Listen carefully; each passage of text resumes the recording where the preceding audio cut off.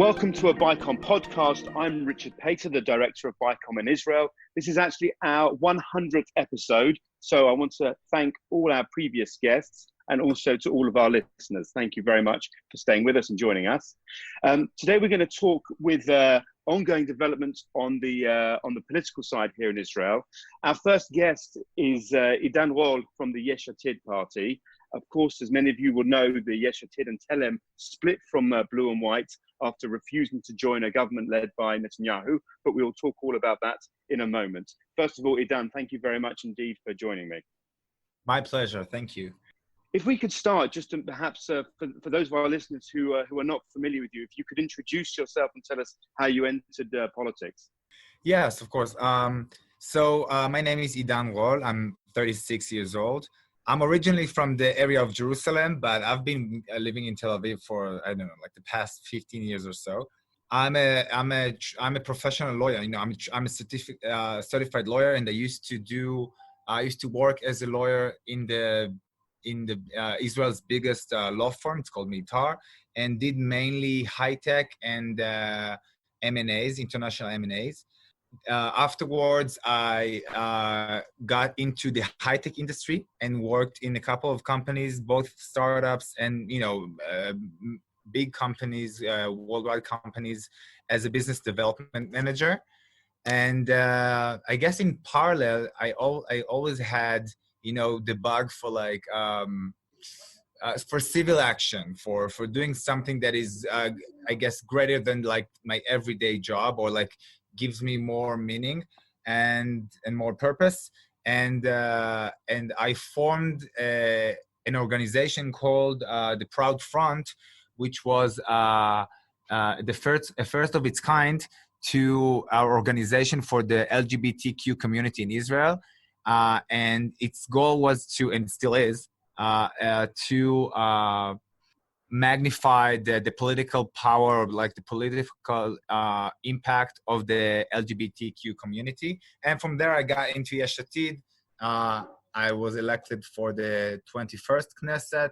I wasn't part of the 22nd, and now I'm back for the 23rd because it's been an eventful year here in Israel. Of course. Well, welcome back to frontline politics. Before we talk about the kind of the hard politics, I just wanted to get your assessment on the corona crisis. From your encounters with the Israeli public, how do you assess their resilience and perseverance during the crisis? Going into the corona, I had high hopes and high expectations from our people, because I feel like, for better or for worse, Israel is a well-trained country when it comes to crisis and when it comes to very difficult and complex situations. So I did believe that we will manage it. And now, after being in all of that in the past 2 months, I feel like that was the right notion. I feel like the Israeli public is very disciplined and is willing to give the government everything it needs, basically, in order for it to resolve the crisis. With that said, the Israeli public is very informed and is very news enthusiast. And so I get the feeling that, we got behind the government and helped them as a public right away, but we also need proper information and proper decision-making process. And we're very observant, and so I feel like if the government is not gonna give more explanations and better rationalization for its acts, so the public might get more frustrated in the upcoming days. How do you overall assess the government's handling of the crisis? I would divide my answer into two parts. Initially, I thought they were doing quite well, and I referred to closing the airport and you basically closing down the borders. We did that quite early, and we benefited a lot from it.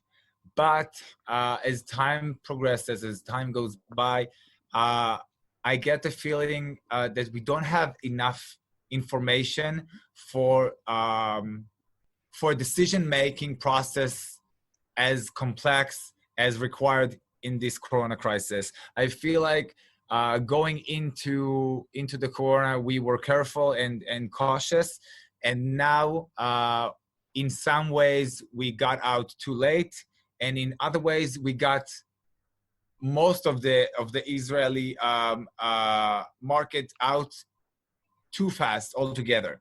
I mean, it doesn't strike me like there's a plan that is based on valid information, both health-wise and finance-wise. I feel like it's a bit whimsical, and it's something to be concerned of.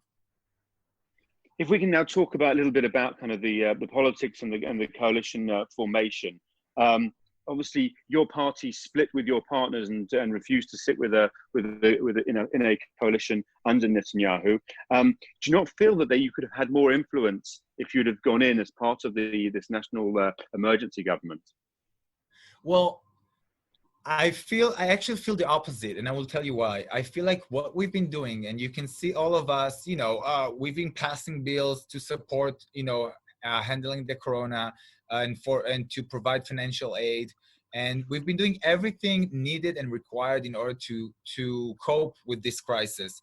I actually see that there's no real purpose in getting into Netanyahu's government because of the Corona. I don't see this government about to be formed as a crisis government, because so far most of its doing has been not related to Corona at all. I feel like the Knesset is supposed to supervise and supposed to help legislate accordingly in order to help the people get what they need during this crisis. And I feel like we've been doing this. I think that Yair Lapid's initiative to freeze all political negotiations for 6 months was the best angle, because I'm always concerned about the Corona crisis becoming political. Too many people have their lives, hanging by a thread right now financially. And we need to make sure that every decision being made is the best decision possible, and that it is not conflicted or impartial because of political views. So I feel that is not the way to form a crisis government. We could have had a bi-party government that is a lot thinner, less waste of money, that is more attentive to what is required right now. And you see blue and white, and it's like the Ministry of Health is out for grabs and no one is asking for it, and that's like the main ministry. The other main ministry is the finance ministry and the Ministry of Finance, and again that was left for the Likud. And then you have the third one, which is also very critical, that is the Ministry of Education, and that also is not being called for by blue and white. So it makes me second guess their motives, unfortunately. We're speaking to you now. You're in the Knesset amidst the voting to pass legislation to form this government. Could you give us a flavor of what it's like inside the Knesset today? Well, things are very hectic. I would like to say something that is apart from my position in the Knesset. The rules that the government is trying to legislate, I mean, it's fine. They can form a government without us. They're entitled to, and they have the votes. But what I think my job here is to make sure that these bills that are drastically changing the democratic regime in Israel and changing everything we've known about how the Israeli democracy works, and also they are unprecedented. You don't have anywhere in the world two prime ministers. So I think that's like such a massive change, and it's being done very in haste, without like proper supervision and without the best legal people to advise and give their perspective. And that that concerns me. I feel like even when you do something that benefits a specific wing of the political, spectrum here, you still need to think ahead and think, okay, will this get me into a bigger conflict down the road? Or am I also making the Israeli structure in politics more stable? And unfortunately, this is not making things stable. Just as a quick example, one of the main issues in this bill they're trying to pass is that it is possible for us in Israel not to have any prime minister. I mean, as the bill, as it is written right now, it is possible not to have not the primary prime minister and not the secondary one. And I think many would agree that not having any prime minister in Israel, that's an even bigger conflict than the one we've had the past years. So I wish they would have done it a bit more, a bit more gradually and with some more preparation. And how do you see kind of you as a party functioning as an effective opposition when there is little kind of unifying the other aspects of the people of the parties outside the coalition? Yesh Atid has been around for a long time now, for 8 years or so, and we've always believed in in certain values, and we stick by them.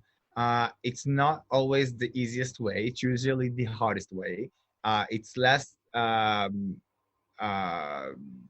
guess, fruitful in the sense of like having governmental power. But I feel like right now, the fact that they all, unify behind, such drastic laws that can endanger the stability of our administration, we have an even bigger part to be here and make sure at least that the corrections, most required corrections, will be added, because I feel like we owe it to the Israeli public to stabilize our administration as fast as possible. The people have had enough. I feel like this government is not taking their best interest into consideration, but if it's going to happen, we're going to try and make sure that the people are taken care of as much as possible. Can you tell us a little bit about your personal role in the Knesset, both in terms of the committees that you sit on and any other kind of pieces of legislation which are on your personal agenda? As part of committees go, things are still temporary because everything is going to change once the government is formed. But I do, however, spend most of my time in the special committee that deals with these bills of forming the government. Because of my legal experience, which is exactly, right up this alley. I feel like I'm most needed there. But in parallel, I have a lot of other financial initiatives. One of them is actually just a public service that is called The Day After the Corona, which is meant to, which is a series of Zoom sessions with the best experts in the job market in order to help people prepare and better and better address the day after the corona, where we're gonna have a lot of people looking for work. And also, I have some new bills that I'm trying to promote that try to find ways for people who are left without financial aid from the government to tap into their savings in a moderate way that will allow them some oxygen financially to get them through this period of time.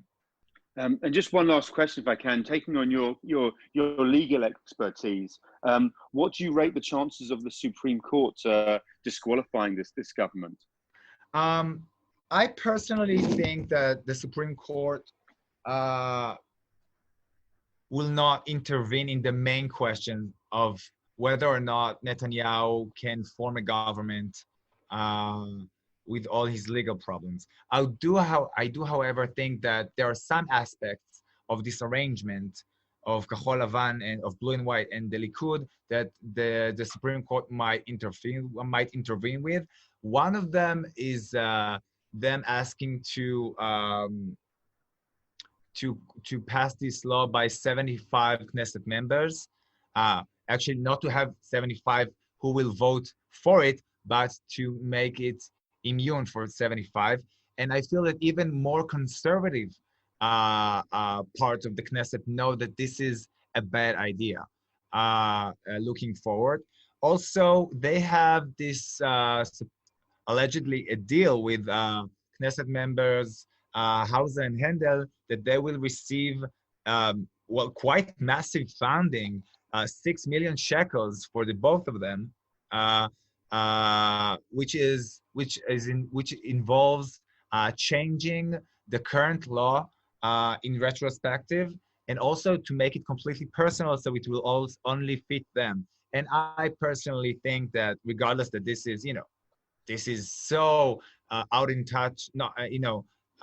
touch with this political and financial climate when people don't have jobs and they need to get more money just because the current law doesn't suit them. But also changing laws in retrospect damages the stability of this, of our democracy. And we should refrain from doing that. Thank you very much indeed. We really appreciate your insight on all that, and we will kind of keep watching it from near and far. But thank you today. Thank you very much. My pleasure.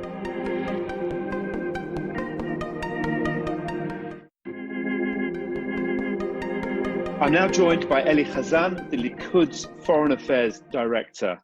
Eli, thank you very much indeed for joining me. Thank you. We last spoke in February, a week or so before the elections, and you were pretty confident of the win. I'd say quietly confident, let's say.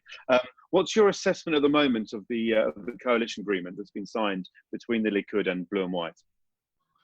In fact, I cannot tell you because it depends on the Supreme Court, whether they will approve the coalition agreement or not. And I'm so sorry for this situation because it is impossible situation. I mean, the people have chosen, they elected Netanyahu and Gantz. Most of the Israeli society want a unity government, and nevertheless, we have to go to the Supreme Court. For me, we're about to lose democracy. But do you think that the Supreme Court, there's a realistic chance that it will reject the agreement? Or just kind of suggest some changes to it? I hope they will not disqualify the agreement. I hope, and I hope they will let Netanyahu to go on as a prime minister according to the agreement, because I don't know how we will look like after this kind of decision. I guess that most likely we will go into a fourth election, that we don't want to go into a fourth election. It is a waste of money and no need. I guess that in that case, we will get more than 61 seats, and then we will change with no doubt the situation with the Supreme Court. We will bring more power to the Knesset as it used to be until 1995. So if we just talk about the agreement for a moment, I mean, one of the criticisms we've heard is that such a huge cabinet, 32 ministers, raising to 36, with a whole range of deputy ministers, at a time when the country is facing really economic hardships. How do you defend that aspect of it? I don't want to defend it. I'm against it. But on the other hand, we have no other choice but to go into an election. I want to remind to our listeners, Netanyahu is a free marketeer. He's against big governments. And that's, by the way, that's what he did in 1996. But he understood that in the end, politicians want more power. And then in his second government in 2009, at that time, he had 30 ministers in his cabinet because he understood, and I understood, people like me who literally hate big governments, understood that it's much better to have a big government rather than to go into a not needed election. But still, we're facing this enormous government. Do you think how do you think that sits with the Israeli public? Most of the Israeli public is against it, but in the end, don't forget, and unfortunately, people don't remember this kind of thing. I mean, they have a lot of criticism when the government is starting to function, but in the end, it depends whether the government is good or not. And again, I can give you the example of 2009. In 2009, I was advisor to the Minister of Education. It was a cabinet of 30 ministers and 8 deputy ministers. And I remember the criticism against the government. But in 2013, after we did a lot of good things, still Netanyahu won the election with no reference to the big government. How concerned are you about kind of the criticism within the Likud that there won't be enough senior positions for enough of the senior Likud MKs? How seriously do you take that? Yeah, in fact, that's the truth, that we have to give up over a lot of things in order to form at last a government, at least a government. We sacrificed a lot of things in order to do it, and I'm very happy that my friends from Likud in general accept it, and they were willing to sacrifice a lot of their, private ambitions. How do you? I mean, there's one. There seems to be one way that other parties kind of negotiate with the Likud and the Prime Minister, and then we see the reaction of the outgoing Health Minister Yaakov Litzman that seems to be able to demand the Ministry of Housing and Construction. How do you reconcile this with how the other parties are treated, that a minister is able to make such demands? Well, in the end, don't forget, politics is a matter of power. I mean, I don't know if you wanted to mention Yamina as well. There is a lot of criticism from politicians in the right wing. How come we are 59 MKs on the right bloc and Benny Gantz bring only 15, 17 or 19 MKs and he's get equivalent numbers of ministers? In the end, that is the political situation. And I would say the same thing about Litzman. Litzman is head of a party of 7 seats. They were very loyal to Netanyahu, to Likud, to the right bloc. And moreover, he was very good in his position as Minister of Health. And according to his power in the cabinet, he knows what he's doing by demanding the Ministry of Housing. And what do you think about Yamina, if in the end they will come into the coalition or not? I have a lot of criticism against Yamina, I must tell you. But on the other hand, they are part of the bloc. They've been very loyal to Netanyahu. I wish they would stay as part of the bloc. Unfortunately, Netanyahu was, not unfortunately, Netanyahu was offering them 2 ministries. One of them is the Ministry of Education. They are not willing to accept it, and they want to go to the opposition. Unfortunately, I wish they will be part of the coalition, because for me, the right bloc is very important. People from the right bloc, like Naftali Bennett and Eli Hazan, and people from Yamina, they tend to forget that after the Corona, after the unity government, we have more in common that we want to promote in the future. I mean, ideologically, we are more close to Yamina than to Gantz and to, of course, of Labor. And they must remember the day after the Corona or the unity government. And I hope they will stay part of the coalition. So one of the big issues that you're alluding to, it may even come up while we're still dealing with Corona, that according to the coalition agreement, on July the 1st, the Prime Minister can bring up the annexation issue within parts of the West Bank. Obviously, we also understand this will be done in coordination with the mapping team, which is the joint committee currently working between the US and the Israeli government. But what format do you expect the annexation to take? What do you think it would look like? I don't know exactly, because there are too many versions of the annexation. I want to remind you about an historical example. Nobody knew exactly what Menachem Begin and Anwar al-Sadat is going to do after the peace agreement between Israel and Egypt. The formation was determined by both of them only after the 3rd or the 4th meeting. I don't know exactly, but I hope to implement the Israeli law on Israelis, and hope, on the other hand, that the Palestinian Authority will control Palestinians. I hope this kind of division will be on the land.